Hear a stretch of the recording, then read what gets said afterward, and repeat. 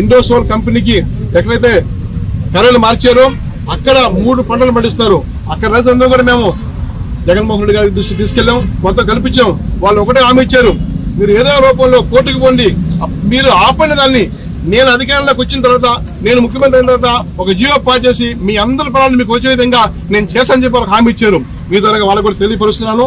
రాబోయే రోజుల్లో జనం అంతా గమనిస్తున్నారు. తప్పకుండా వైఎస్ఆర్ కాంగ్రెస్ పార్టీని మళ్ళీ అధికారం తీసుకొస్తారు. ఈ ప్రాంతంలో ఉన్న రైతులందరూ కూడా న్యాయం చేస్తాం. ఎవరైతే భూమి కోల్పోయారో వాళ్ళందరూ కూడా న్యాయం చేస్తారని మీ ద్వారా హామీ ఇస్తున్నాం. రేపు ఖచ్చితంగా 2029 ఎన్నికల్లో మధుసూదన్ యాదవ్ అనేటువంటి వ్యక్తి జగన్మోహన్ రెడ్డి గారి ఆశీస్సులతో కందుకూరు నియోజకవర్గానికి శాసనసభ్యుడు కావడం ఖాయమైనటువంటి.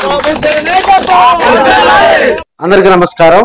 కందుకూరు నియోజకవర్గంలోని రామాయపట్నం పోర్టుకు సంబంధించి అక్కడ ఆ పోర్టు పనులు పరిశీలించేందుకు కందుకూరు నియోజకవర్గ వైసీపీ ఇన్ఛార్జి బుర్రా మధుసూదన్ యాదవ్ అదేవిధంగా మరి ఆ ప్రాంతానికి వెళ్లే క్రమంలో పోలీసులు అడ్డుకోవడం జరిగింది.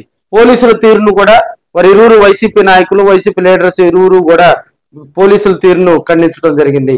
తాము పోర్టుకు సంబంధించి పోర్టు అధికారుల దగ్గర నుంచి, కేంద్ర ప్రభుత్వం దగ్గర నుంచి పర్మిషన్ తీసుకున్నప్పటికీ కూడా పోలీసులు కావాలని తమను అడ్డుతగిలి తమపై మరి అడ్డుకున్నారని వారు తెలపడం జరిగింది.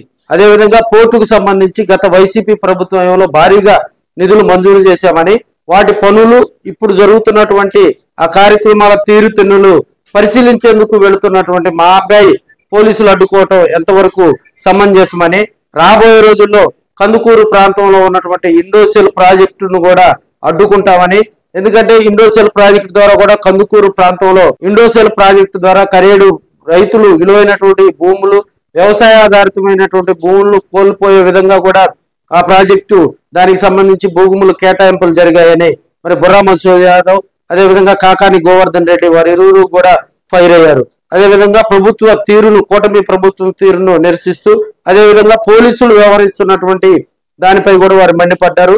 మీడియాతో మాట్లాడుతూ రాబోయే రోజుల్లో కందుకూరు నియోజకవర్గంలో జగన్మోహన్ రెడ్డి ఆశయాలతో బుర్రా మధుసూదన్ యాదవ్ ను గెలిపించుకొని ఇండోసెల్ ప్రాజెక్టును అడ్డుకుంటామని, అదేవిధంగా రామాయపట్నం పోర్టును అభివృద్ధి చేయాలంటే అది వైసీపీతోనే సాధ్యమని కాకాని గోవర్ధన్ రెడ్డి అదేవిధంగా బుర్రా మధుసూదన్ యాదవ్ వారు ఇరువురు కూడా ఘాటుగా స్పందించారు.